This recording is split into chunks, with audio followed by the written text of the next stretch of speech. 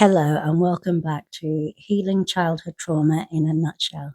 So today we're going to talk about what healing actually looks like.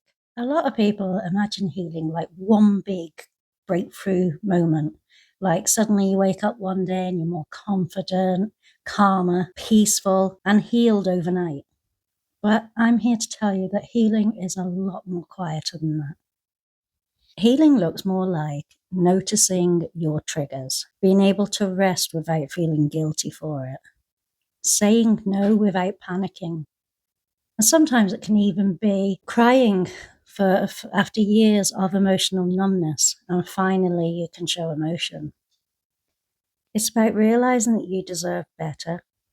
Healing is not about becoming somebody new. Healing is slowly returning to yourself. I think one of the hardest parts about childhood trauma is many survival tactics become almost part of your identity. You may say things like, I'm just an anxious person. I'm too sensitive. I can't help that I'm a people pleaser. But many of those trauma responses began as a protection. If love felt conditioned, you learned how to earn it. If conflict felt dangerous, you learned to avoid it and keep yourself small. And if emotions were ignored, you learned to suppress them. And if your needs were dismissed, you learned not to have any needs.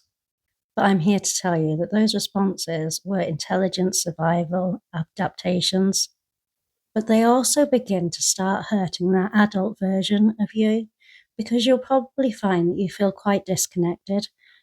You struggle to feel joy. You've become disconnected with people. You have trust issues. Boundaries get blurred. You probably have low self-esteem, don't realize your worth, and you end up losing parts of your identity.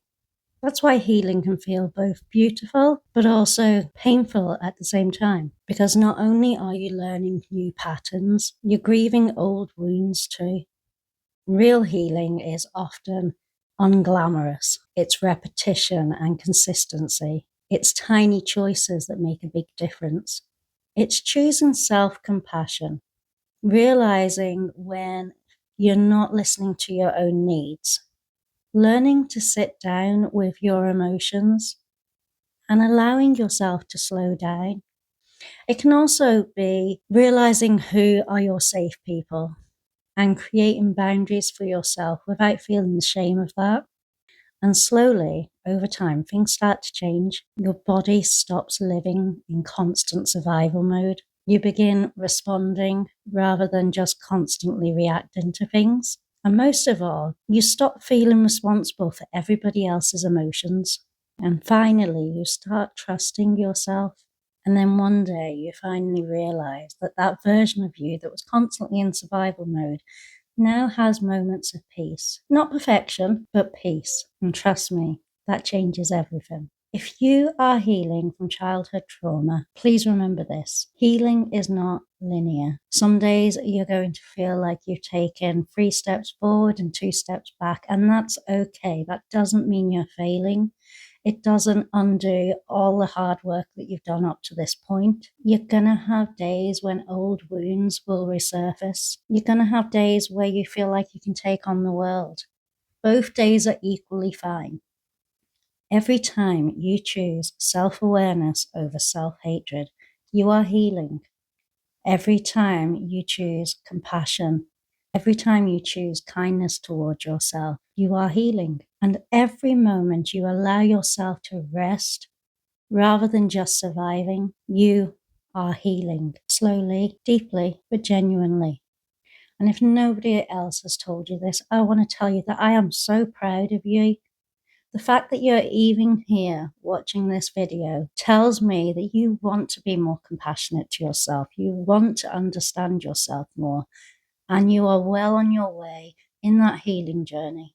Even if today's the first day you decide, right, something needs to change, the fact that you want to heal your inner child is so powerful, and you will not regret it, I promise you. I can speak from experience because I have been sat where you are right now.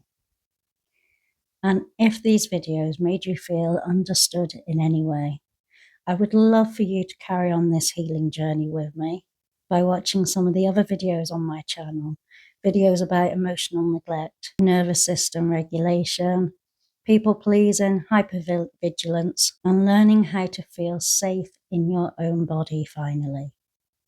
I just want to remind you that you are not alone in this. So that is all for this little mini series. I hope you guys enjoyed it.